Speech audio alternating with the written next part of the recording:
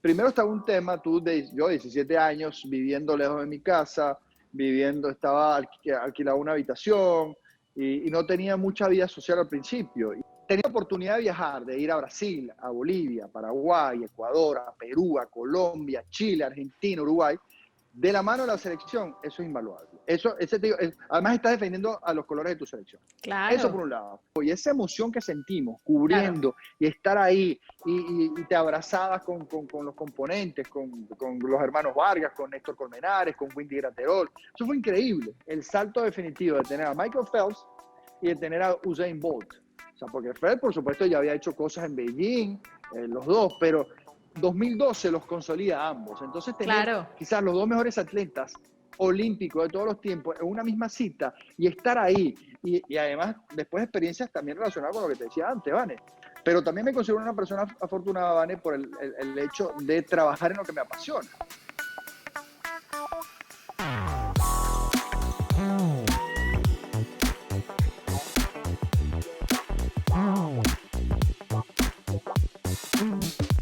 Francisco Blavia, conocido como Panchi, estoy muy, muy agradecida porque aceptaras esta invitación y qué honor compartir esta pantallita contigo.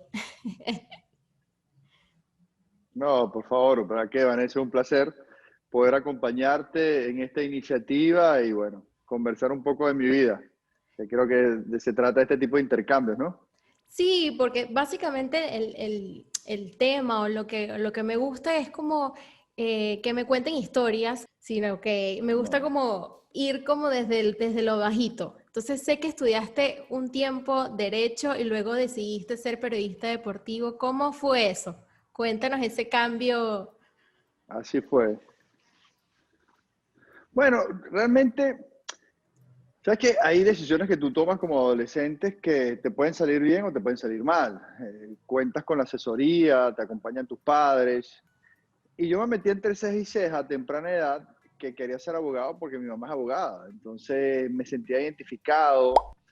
En un momento determinado yo opté por la carrera, intenté quedar en la Universidad Católica Andrés Bello de Caracas, Ah, lamentablemente la no mejor. conseguí los puntos suficientes, no fui un gran estudiante, no, de la UCAP, no fui un gran estudiante, lo confieso, a nivel de escuela secundaria, o sea, nunca tuve problemas, pero tampoco fui o sea, yo hice, fui un alumno de 14, 15, nunca fui un alumno de 18 hacia arriba.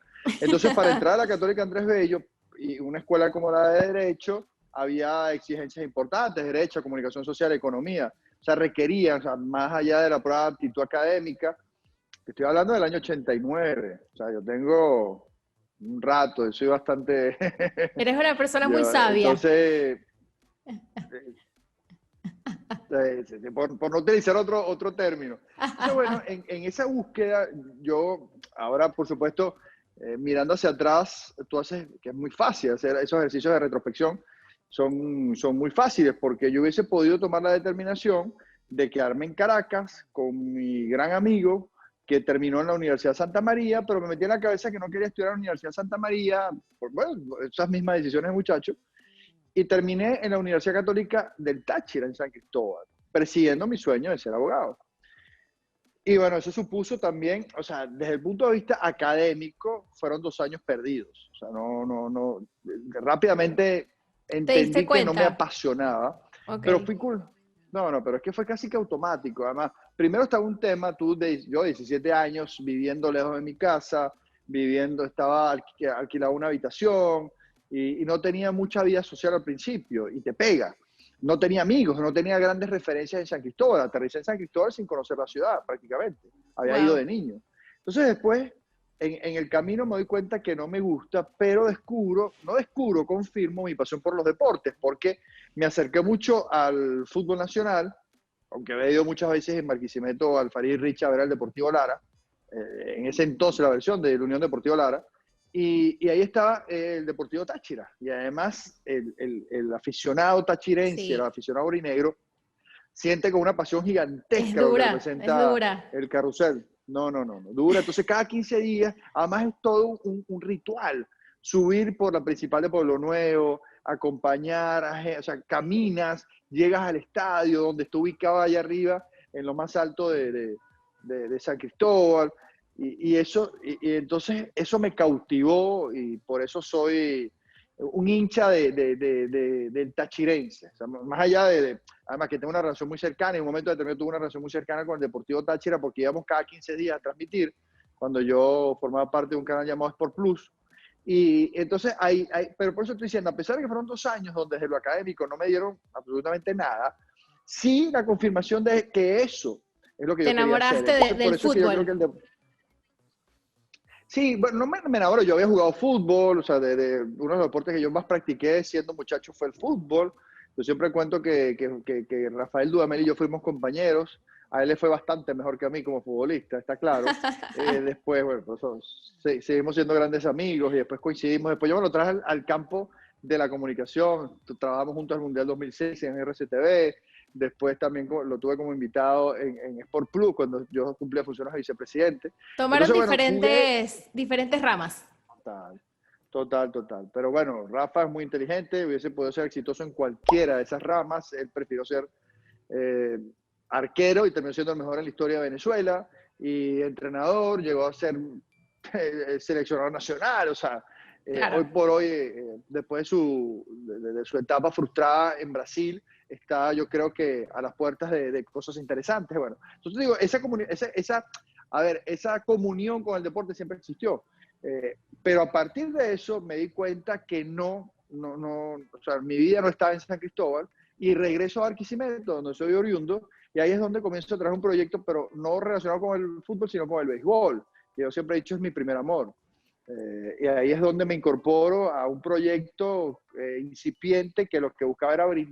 O sea, era honrar. Cardenales de Lara había quedado por primera vez en su historia, luego de todas las finales perdidas, en la temporada 90-91. En ese momento nace un proyecto y la persona encargada, una persona bastante cercana, me invita como asistente de producción. Y Ok. el que ha trabajado en los medios de comunicación sabe, Vane, que asistente de producción es desde pásame la resma de papel, Yo lo busca tinta viví. de la impresora y búscame un poquito de café o agua. Eso asistente de producción Claro. uno tiene que entender. Entonces, de eso se trata. Entonces, ahí es como, si yo puedo establecer un génesis más o menos volviendo a tu pregunta, de lo que representa mi salto definitivo al periodismo deportivo, yo creo que esa época, 89-90 en San Cristóbal, creo que fue la confirmación de que era lo mío. Y cuando, o sea, porque sabemos perfectamente, el que te escucha hablar, ya llevamos 5 minutos y ya sabemos que eres apasionado por todo el tema del deporte. ¿Y cómo haces para unir, porque es muy difícil unir lo que es un hobby y lo que te apasiona, lo que haces fuera de tu trabajo, con que sea tu trabajo? O sea, ¿cómo consigues ese balance? No, sabes que yo creo que es todo lo contrario, yo creo que es muy fácil. Además, yo siempre he dicho que soy un hombre con suerte, por muchos aspectos. Primero, tengo una familia preciosa, o sea, primero mis padres, mis hermanos, y después, gracias a la relación con mi esposa, que ya tenemos 21 años de casado, vamos a cumplir 22 años de casado en febrero, y tenemos dos regalos de la vida, que son mis 2 hijas. Entonces, ahí me considero una persona afortunada. Pero también me considero una persona afortunada, Vane, por el hecho de trabajar en lo que me apasiona. Entonces, Claro, cuando tú trabajas en lo que tanto te gusta, se te hace menos pesado. Entonces, no es lo mismo cuando tú vas a estudiar.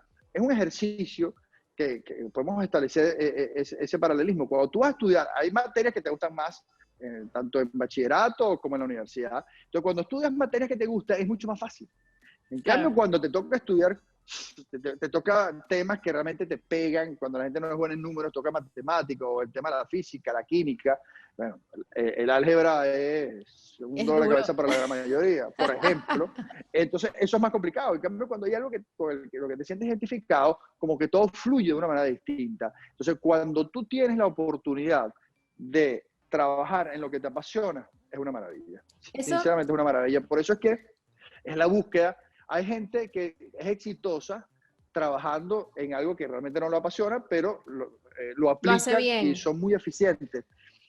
claro. Pero yo siempre recomiendo, lo que pasa es que no es un ejercicio, no es 2 más 2, 4. Yo siempre recomiendo que tú busques lo que te apasiona. Lo que pasa es que tú tienes que también, en un momento determinado, tú tienes responsabilidades. No es lo mismo a los 18, a los 20, a los 25 soltero que 30, 32, 35 casado con hijos. Entonces ahí es donde tú tienes que buscar algún equilibrio entre lo que te apasiona y algo que sea redituable. Claro, Para que te es ganes la que vida. eso te iba a preguntar, porque claro, todos los que han pasado por acá, yo he hablado con Domingo Mondongo, con Cristina Pilo, y son personas que salieron de su zona de confort por hacer lo que les gusta, por hacer que Claro. le brillen los ojos al trabajar. Y tú saliste de cierta forma de tu zona de confort al momento de salir de Venezuela, irte a Miami. ¿Eso crees o sea, hubo un antes y un después en tu carrera o crees que fuiste afortunado, digamos, y más bien seguiste como siempre, como si no hubiese pasado nada a nivel laboral, por supuesto? No, no, por supuesto son experiencias distintas, pero yo siento que no hubo un gran cambio. O sea, sales de tu zona de confort porque evidentemente, y eso fue una discusión que tuve, además no es una discusión que no tenía, ya he tenido varios capítulos en mi vida. Mi esposa Camila y yo somos barquisimetanos y nosotros vivíamos en Barquisimeto cuando ella recibe su primera oportunidad en la televisión. Estamos hablando a finales de los 90. La llamé recientemente para un proyecto que se llamaba La Tropa de Vacaciones. Estamos nosotros comprometidos para casarnos. Entonces, cuando nos casamos, ella ya estaba trabajando en Caracas y yo en mi primer año, yo en ese momento trabajaba para Cardenales de Lara como comentarista del circuito radial, iba, o sea, iba y venía, pues, iba de un lado a otro, pero en un momento determinado, ya recién casados, no tiene ningún tipo de sentido, estuviésemos separados. Claro, Entonces, ella me decía, nos tenemos que ir para Caracas, nos tenemos que ir para Caracas. Claro, yo había luchado mucho en Barquisimeto y había llegado a cierto estatus. Entonces, irme a Caracas suponía empezar de nuevo. Ahí sí representó salir de una zona de confort para lidiar. Y no fue sencillo al principio, porque en ese interín, mientras iba y venía, yo buscaba evidentemente opciones y toqué las puertas en todos lados. Toqué las puertas en Venevisión, en RCTV, en Televen, incluso en el Canal 8, en otros tiempos, apenas cuidado. comenzaba esa tragedia. No, sí, además, pues, tío, además estaba un gran amigo, Sergio Bíferi, o sea, era el Canal 8 institucional. Te Claro, estoy hablando del año claro. 99. El Otra año cosa, 99 otra fue el cosa. año cuando comenzó la tragedia del régimen chavista. Eso ocurrió, entonces, en ese momento, y no tuve la oportunidad, tuve que regresarme a Barquisimeto para seguir trabajando, porque tenía contrato con Cardenales de Lara, y después sí dije, me tengo que ir a Caracas, sí o sí, porque está mi matrimonio por medio. Y ahí Claro. es donde recibo la oportunidad de Deportes Unión Radio, en ese momento era Unión Radio, y poco a poco se me fueron abriendo las puertas, entré en Venevisión, después entré a RCTV, y bueno. Y después en 2010, cuando nos venimos, una misma historia, porque yo siempre le doy crédito a Camila. Camila fue la promotora. Cuando cierran RCTV en 2007, empezamos a evaluar la posibilidad de buscar, ¿sabes?, alternativas. Y en ese momento ya está trabajando para una transnacional, para un canal que se llama en ese momento, ha cambiado de nombre, se llamaba Casa Club TV, y hace un programa. Entonces, con Casa Club TV, que tenía sede en Estados Unidos, bueno, pudimos comenzar todo el proceso de los trámites, ya las niñas habían nacido, y bueno, ya la cosa se está complicando en Venezuela, te estoy hablando del 2007. O Claro. sea, Joaquina tenía 3 años y Guillermina tenía apenas un añito. Pero ella visionaria, y por eso siempre le doy el crédito, y bueno, al final terminamos recibiendo la oportunidad de la residencia. Nosotros no entramos con visa, nosotros entramos con residencia directo y Ah, en claro, muchísimo 2010. mejor. Entonces, muchísimo mejor porque te quitas un dolor de cabeza tremendo. Claro. Y hablando también de zona de confort, porque por lo que he visto, tú has cubrido como diferentes tipos de deportes, o sea, no solo fútbol, sino béisbol, has tenido la oportunidad de cubrir tenis, baloncesto. Entonces, ¿cómo aplicas el tema del lenguaje en esos deportes? Es decir, ¿tienes que tener un mismo lenguaje en todos o cómo haces como para ambientarte en cada uno? Bueno, Estudiando. eso no, muchísimo. Es la única manera. La gente dice, bueno, un tip para... Yo creo que la gran recomendación que yo le doy a aquellos que están arrancando es que lean mucho, se preparen mucho, estudien mucho, establezcan objetivos. Y yo me puse ese reto. Y no te puedo decir que es complicado. Al principio quizás, porque tú rompes muchas barreras. Me pasó, porque yo, como te decía, yo arranqué en el béisbol.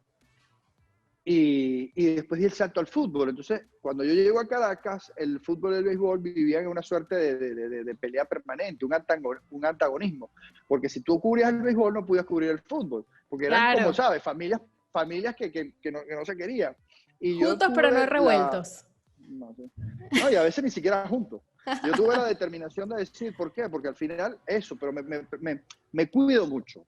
Me cuido mucho para no utilizar términos que son propios, porque cada deporte tiene su terminología precisa. Entonces, nunca hablar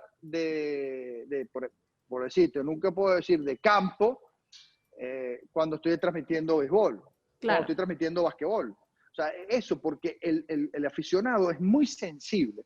Entonces te tienes que cuidar. Entonces mi reto siempre fue poder hablar y que la gente creyera lo que yo dijera, independientemente del deporte. Y tener oportunidad, y hoy me jacto, no hago ese ejercicio, pero me siento orgulloso, por ejemplo, de que si yo voy a un estadio de béisbol, o sea, de poder levantar un teléfono y hablar con Luis Ojo, por ejemplo, o de llamar a Gravis Vázquez, o de llamar a Carlos Fabián Maldonado, o a Rafael Dudamel, o hablar con Jonathan Vega, en fin, o sea, que tú seas yo creo en el periodismo integral, que no es para todo el mundo, porque hay gente que le gusta apuntar un target determinado, que hay gente que le gusta el fútbol, y es el fútbol, y es el fútbol, y el fútbol. También hay gente que no quiere desviar la atención y prefiere concentrarse. Y eso me ha pasado incluso en mi estructura. Yo dentro de la estructura de DirecTV cubro varios deportes y por supuesto, hago un trabajo o sea, vengo haciendo hace muchos años el tema del baloncesto, sobre todo la NBA, cubriendo también grandes eventos, Juegos Olímpicos, Mundiales. Y en el fútbol también me he ganado el espacio, a pesar de que tengo 25 años comentando fútbol, en un momento determinado se me señalaba como comentarista de baloncesto dentro de la señal. ok. Pero de hace un tiempo para acá, yo tengo, o sea, durante muchos años, o sea, yo estoy transmitiendo fútbol. Transmití durante el boom de la Vinotinto, era el comentarista oficial de las transmisiones RCTV, que teníamos los derechos exclusivos. O sea, me he cansado de hacer cualquier cosa. Yo voto al Balón de Oro. O sea, esto no te lo estoy diciendo como colocando mi currículo sobre la mesa, sino Es para de que que, vean toda su de que se puede hacer. trayectoria, claro, exactamente. Es que esa No, era que la se puede idea. hacer. Esa era la Que si tú idea te lo propones, lo puedes hacer. esa era la idea de conversar contigo, porque claro, no he conversado con nadie como dentro del rubro deportivo y me parece increíble porque para mí es un rubro que yo soy comunicadora social y sé que el conocer del deporte y los aficionados, como tú dijiste, son delicados. Entonces quería Muy también delicado. preguntarte, con el tema, por ejemplo, de fútbol total, entre ustedes, Ujú. sé que cada quien tiene un punto de vista como muy marcado. Entonces, ¿ustedes sienten que los aficionados los apoyan o cuando no los apoyan, cómo reaccionas ante esa situación? Porque es un programa que mueve vibras. Muy intenso, muy intenso. Eso es parte de la magia del fútbol Claro, total, que tiene más de 10 años eh, siendo el show número uno de fútbol en Latinoamérica, por lo que hace, por lo que mueve, y yo he sido testigo de eso. Y, y, y bueno, sí, por supuesto, o sea, y son puntos, puntos de polémica. O sea, hay temas, por ejemplo, estamos con el tema Messi. El tema Messi, entonces claro, hay temas sensibles. Y el sí, aficionado, y entonces si tú hablas y si criticas a Messi, entonces llegan los pro Messi y te atacan. Lo que pasa es que también hay gente que malinterpreta. Tú puedes estar en desacuerdo con una opinión, claro, pero en tiempo de redes sociales,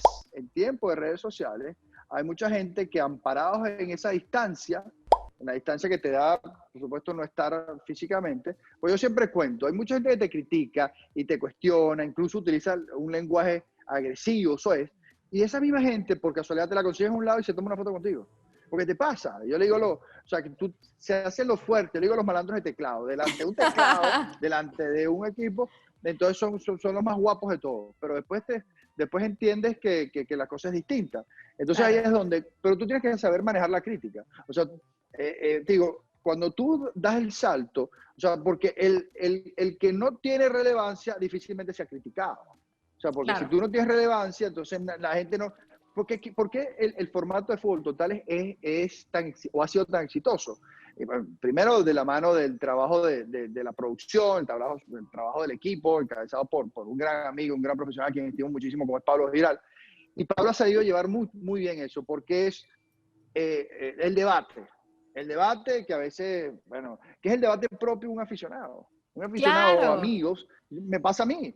me pasa a mí con amigos que en un determinado punto que entonces tenemos posiciones encontradas. Entonces, lo que trata el Fútbol Total es de reproducir esas discusiones entre amigos, que a veces esas discusiones te llevan a utilizar, o sea, te calienta. Claro, Y es te mueven, o sea, es muy emocional, o sea, es como, son como muy, claro, muy entregados y eso es la magia de, como tú dices, claro. de ese programa. Esa es la magia de ese programa y por eso se mantiene con esa vigencia, un formato que ha tratado de ser igualado y bueno, nos sentimos muy orgullosos y yo particularmente de poder formar parte de la familia de fútbol total por lo que representa. Además, yo he sido testigo de que puedo estar en cualquier parte de Sudamérica donde DirecTV tiene pisada y el recall es gigantesco. Es increíble Claro. la gente cómo se te acerca, conoce los personajes, le manda saludos a tus compañeros, por ejemplo, conocen el saludo de Samuel Vargas, que siempre es el mismo, cosas así, o sea, esos detalles, o sea, por eso le decimos la familia totalera, porque de verdad que, o totaleros de ley, es increíble. Entonces, esa es la magia de Fútbol Total, y yo me siento muy contento porque pude, desde hace unos años, porque había tenido como participaciones esporádicas, pero desde hace algunos años, de sumarme definitivamente a la familia, y de verdad que es un programa que disfruto muchísimo. ¿Y cómo entras a la familia DirecTV? O sea, Bueno, cómo...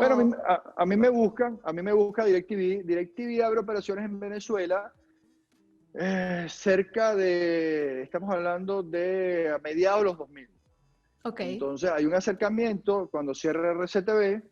Cuando cierra RCTV yo tengo yo en ese momento dirigía el diario Líder. Yo en el año 2003 soy contratado por la cadena Capriles, lanzamos a la calle Líder en octubre del 2004 y hasta octubre del 2007, o sea, la celebración del tercer aniversario marcó mi salida. O sea, ese día lo aprovechamos para yo porque ya sentía que era un ciclo cumplido. ok. Entonces, fueron tres años de una de las grandes experiencias. Yo dije, en esa época mi esposa dio a luz a dos niñas y Líder fue como el varón que nunca tuvimos. Porque fue así, era tan Un exigente, hijo además que yo me más. involucro mucho. Un hijo más, porque era buscar, o sea, era controlar el proceso completo desde la producción en la redacción hasta la impresión, irme a la imprenta en ese momento. Claro, en ese momento Líder no está donde está ahora, donde ya es un complejo mucho más, porque se Claro, estaba construyendo en ese momento. Entonces, eh, en ese interín surge el proyecto DirecTV. Y a mí me llaman, pero DirecTV eran cosas muy puntuales. Y en un momento determinado recibo la oferta en el 2007 para la Copa América en Venezuela de sumarme a este proyecto que tenía la gente de Intercable, que me ofrecen a mí la gerencia. Yo digo que no, estaba como saturado con el tema de director, o lo que había hecho ya eran 3 años, porque la verdad que dirigir un medio es es bastante complicado. exigente y además, Sí, no solamente eso, porque si hubiese dedicado exclusivamente a dirigirlo, la historia era distinta, porque yo era director, pero además era comentarista y además viajaba y entonces tuve experiencias. La gente de Fox Sports un año convocó hicimos una temporada completa del béisbol profesional venezolano, que fue la primera experiencia de transmisiones internacionales de Venezuela. En esa tuve la oportunidad también de participar yo. Entonces, fueron demasiadas cosas. Entonces claro. yo no, yo lo que quiero es ser analista. Y además tenías Pasa el 2007 una familia y formándose. además dos niñas, exactamente, dos niñas prácticamente recién nacidas. Claro. La segunda, Kiki, que acaba de salir, pero la Guille va a cumplir 14 años en noviembre, una niña hermosa, divertidísima. Y, y entonces ya yo dije que no quería. Entonces yo me quedo en Sport Plus, lanzamos Copa América 2007 y yo le digo a la gente de DirecTV, en ese momento, mi jefe, bueno, sigue siendo mi jefe, Platao Rocho, un brasileño que vive en Nueva York, me dice, mira, Platao, tengo esta oferta. Tranquilo, si quieres te vas, eventualmente regresarás. Y eso fue lo que terminó ocurriendo. Cuando mi relación en este caso, con Sport Plus es de un año, yo me voy después de un año porque el ambiente no era el mejor, y regreso a DirecTV desde el 2008. Desde el 2008 hasta hoy, ya son 12 años en la familia de DirecTV, y ha sido increíble. Digo, mi mejor experiencia laboral, el apoyo de DirecTV Ha sido en medio de sus maravilloso. características. Sí, porque imagínate lo que representa tener la oportunidad de hacer lo que te apasiona, productos del mejor nivel, cobertura, o sea, ir a Juegos Olímpicos, ir a mundiales, ir a eventos regionales, eso tiene un valor gigantesco y eso te lo permite formar parte de un canal o Claro. en este caso una señal tan grande como DirecTV Sports. Te quería preguntar, ya hablando de eventos, ¿cuál ha sido el evento o un top 3 de los eventos que más has disfrutado cubrir? O sea, que tú dices, wow, aquí me doy cuenta que amo lo que hago. O Mira, te lo puse pues, difícil. digo, no me lo pusiste difícil, para nada. O sea, me la pones difícil para escoger un segundo y un tercero. El primero lo tengo clarísimo. Pero, te digo, la oportunidad de cubrir distintas disciplinas, o sea, de béisbol profesional, ir a series del Caribe, cubrir series mundiales, cubrir campeonatos de fútbol nacional. Pero, por ejemplo, mi paso por la selección de fútbol fue especial, la selección de fútbol la Vinotinto, o sea, sobre todo porque arrancamos en ese proceso, la clasificación al Mundial de Alemania 2006, con Richard Paz a la cabeza, luego de la salida de José Manuel Pastoriza, que asume Richard, y se acentúa todo sí, de la selección. Entonces, el famoso centenariazo en abril del 2003, cuando le ganamos a Uruguay 3-0 en su propia casa. Entonces, esa fue una transmisión exclusiva que fue el detonante para que creciera. Tenía la oportunidad de viajar, de ir a Brasil, a Bolivia, Paraguay, Ecuador, a Perú, a Colombia, Chile, Argentina, Uruguay, de la mano de la selección. Eso es invaluable. Además, estás defendiendo a los colores de tu selección. Claro. Eso por un lado. Después, por eso digo, lo que más he disfrutado es tener la oportunidad de hacer finales, por ejemplo, la final de la NBA, de la 12-13, cuando Miami le gana de manera increíble a San Antonio, el famoso triple de Ray Allen. Hicimos la transmisión junto a mi compañero Bruno Vain en el American Airlines Arena. O sea, eso fue el sexto partido, fue increíble, eso fue una experiencia tremenda. Pero los vínculos que yo disfruto más son los relacionados con las selecciones de mi país, porque además de eso, después yo viví en 2015 también una experiencia única que fue la clasificación a los Juegos Olímpicos de Río de Janeiro de la selección de básquet, cuando le gana a Canadá en semifinales de manera increíble y después cuando queda campeón frente a Argentina en el Palacio de los Deportes allá en Ciudad de México. Eso fue increíble porque Venezuela no había ido a un Juego Olímpico desde Barcelona 92 con los llamados Héroes de Portland, y de la mano de Néstor El Che García y de una generación muy interesante que no tenía una estrella rutilante, como por ejemplo la tuvo la del 92 que tenía Carlos Herrera. En este caso no, y el equipo clasificó. Y esa emoción que sentimos cubriendo, claro, y estar ahí, y te abrazabas con los componentes, con los hermanos Vargas, con Néstor Colmenares, con Windy Graterol. Eso fue increíble. Entonces, eso también, desde el punto de vista emocional, cubrir a tu país es único. Es otra Pero cuando cosa. tú me dices la gran experiencia de todas las experiencias, los Juegos Olímpicos de Londres 2012. Sin duda. Los Juegos Olímpicos perfectos, pero es que sin duda, porque además tuve la oportunidad de ir después a los Juegos Olímpicos de Río de Janeiro, en Brasil, y fueron también espectaculares, pero sin la magia de los del 2012, porque todo funcionó. Además, el salto definitivo de tener a Michael Phelps y de tener a Usain Bolt. O sea, porque Phelps, por supuesto, ya había hecho cosas en Beijing, los dos, pero 2012 los consolida a ambos. Entonces, tener quizás los dos mejores atletas olímpicos de todos los tiempos en una misma cita y estar ahí, y además después experiencias también relacionadas con lo que te decía antes, Vane. Por ejemplo, la medalla de Rubén Limardo. O sea, nosotros tuvimos la exclusiva de Rubén Limardo cuando es campeón olímpico, y lo tuvimos, y ponerte la medalla. O sea, primero que pesa un montón. O sea, es de verdad, es de oro. O sea, es de oro macizo. Tú te la pones y tú dices, ¿qué es esto? Pero la sensación debe ser una locura.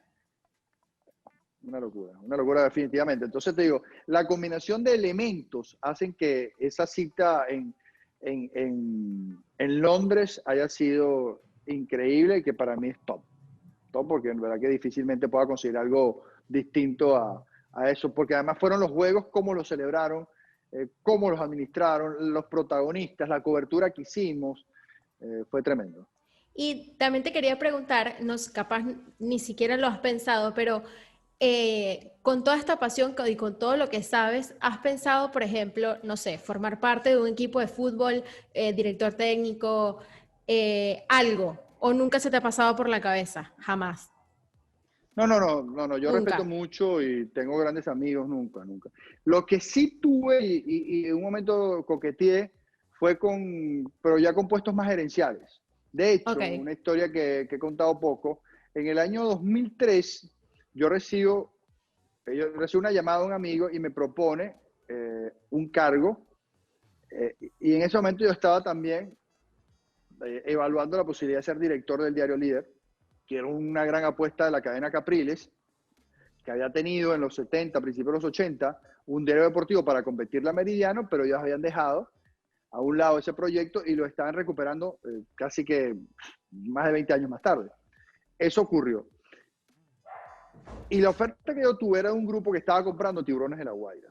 Un grupo que estaba comprando Tiburones de La Guaira, encabezado por el actual dueño de Guaros de Lara, Jorge Hernández. A mí Jorge Hernández, a quien conozco, igual que si me como yo, amigo mío de toda la vida, o sea, familias amigas, me dice, mira, yo estoy comprando Tiburones de La Guaira, que en ese momento estaba pasando por un proceso sucesoral, porque luego de la muerte de Padrón Panza, después vino el deslave de Vargas, donde pierde la vida el que manejaba el club, Peruchito, o sea, en este caso, Padrón Panza Jr., como Peruchito, y además se muere también su hijo, entonces todo fue un tema muy complejo, los herederos no se ponen de acuerdo, entonces colocaron un sector de esos herederos, colocó un paquete accionario sobre la mesa. Entonces en ese momento él dice, yo estoy participando, pero somos dos grupos. Y me llamó, me dice, yo quiero que tú seas mi gerente general. E incluso me hizo reunirme con uno de del grupo de los ejecutivos, en ese momento el manager del equipo era Luis Salazar, uno de los emblemas que tiene la Guaira en toda su historia. Y me reuní con Salazar, recuerdo, una casa en Projado del Este, en Caracas. Y bueno, entonces, pero se me presentaba una encrucijada. ¿Qué hacer? Seguir mi ruta como periodista deportivo, aceptando el ofrecimiento, porque a mí me llama la cadena Capriles para ser asesor de últimas noticias en el deportivo, que era un producto que sigue saliendo los lunes. Estoy hablando del año 2003, hace 17 años atrás.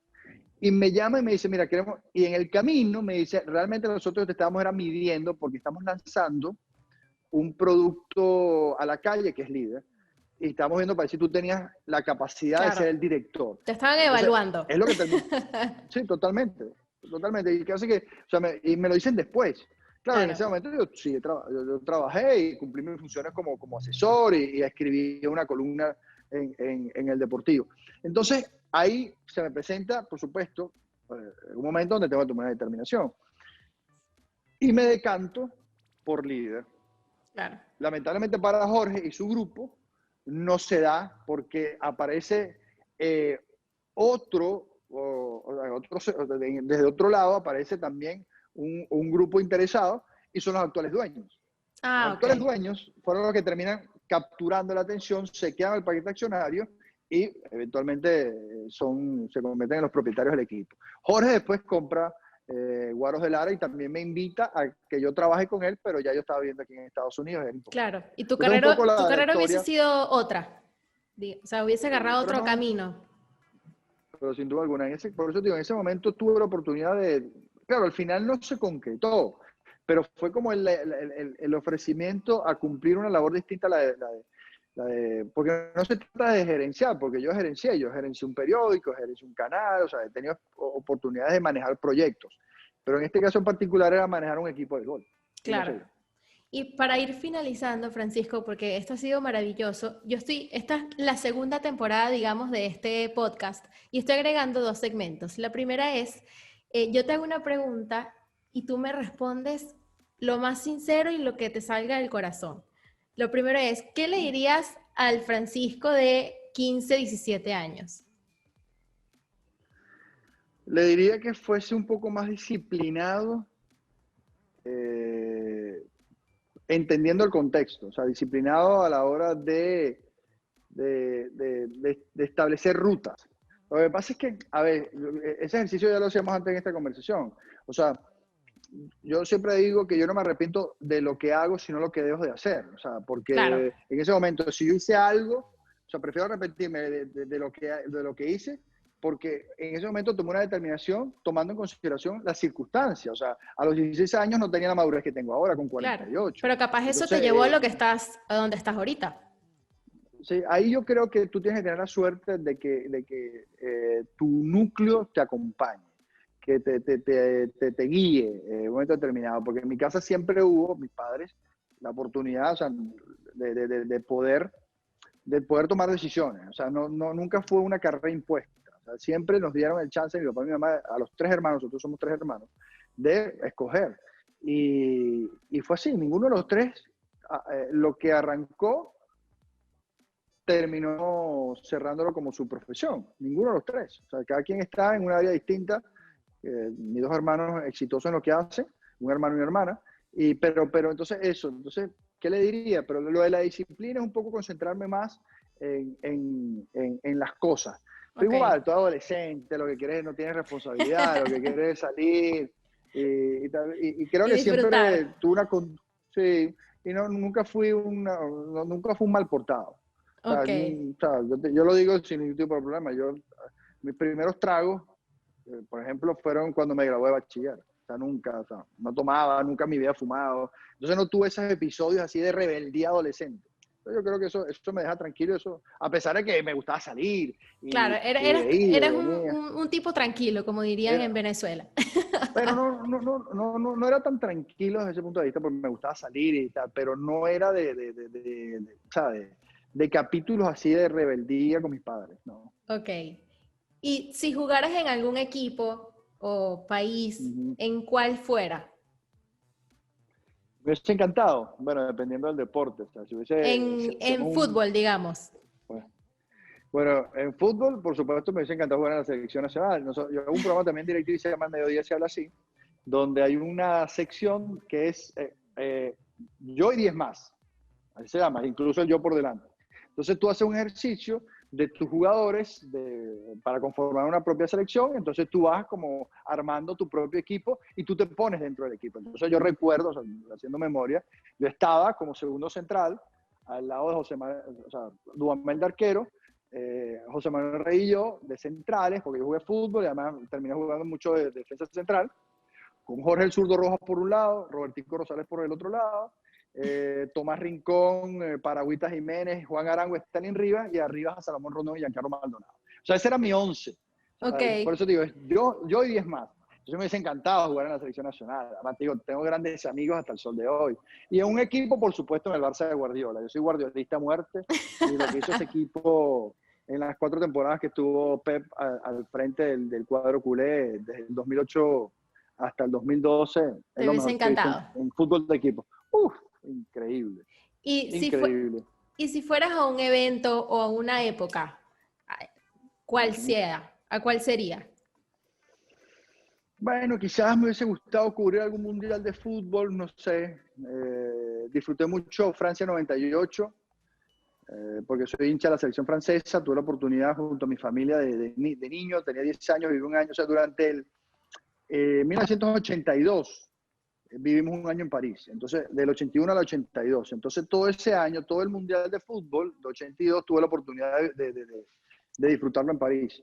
Y eso me marcó como hincha de la selección francesa. Entonces, pero quizás el Mundial del 98, porque fue la victoria con Zinedine Claro, pletórico, el 3-0 en la final, con todo el capítulo polémico relacionado con Ronaldo. Entonces, quizás estar en te ese hubiese Mundial gustado estar ahí. 98.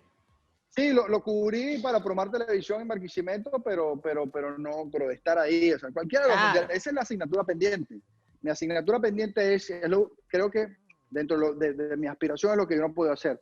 No he podido estar en un mundial in situ, o sea, he hecho mundiales del 98 para acá, pero estar en el sitio, he coqueteado y no se me ha dado la oportunidad. No Bueno, sé si esperemos que pueda se hacerlo logre. en Qatar 2022, veremos. Esperemos. Yo estoy sorprendida de la habilidad que tienes de acordarte de fechas y números y nombres. Estoy muy sorprendida de eso. Y por último, Eh, te voy a decir una palabra y tú me vas a decir qué es lo primero que se te viene a la mente con esto. Así finalizamos. DirecTV, de grandes eventos deportivos. hijas, Mi vida, deporte, mi pasión, golf, Mi hobby que amo y adoro y ha sido mi gran descubrimiento desde que me mudé a Estados Unidos, porque yo nunca jugué golf y en Estados Unidos me convertí en un apasionado de este deporte. Además he podido incluso transmitir. Esa es otra de las cosas. O sea, disculpa que me alargue en este cuestionario No, rápido, en este toma y dame. es la idea porque claro, estas palabras son como muy relacionadas a ti. Exactamente. Entonces aquí cuando yo me mudé en 2010, yo no jugaba golf y vimos cerca un campo de golf y la transición siempre al principio, ¿sabes? No tienes tanto trabajo. Conocí gente que me decía, vamos a jugar golf. No, yo no juego golf. Y eso que mi papá y mi hermano siempre fueron golfistas. Y ellos decían, ese golf. Por eso es que uno no puede decir de esta agua no beberé, porque dicen, ese deporte es demasiado aburrido. Y hoy por hoy, o sea, Es, disfruto como nada. Es una experiencia tremenda y además he tenido la oportunidad de lograr una comunidad y lo que te decía. Y tal ha sido mi compromiso con el deporte que llegué a trabajar en Golf Channel Latinoamérica un par de wow. años. Las vueltas que da la vida, increíble. Así mismo es, así mismo es. Y la última sería Messi. Para mí es el mejor jugador que he visto en mi vida. El mejor jugador que he visto en mi vida. Las cosas que hace Messi, igual, ese es un debate que nunca terminará. Sí. Con Maradona, con Pelé, algunos, pero para mí las cosas que hace Messi en el campo nunca las vi. Lamento que se le siga cuestionando por no haber ganado una Copa del Mundo.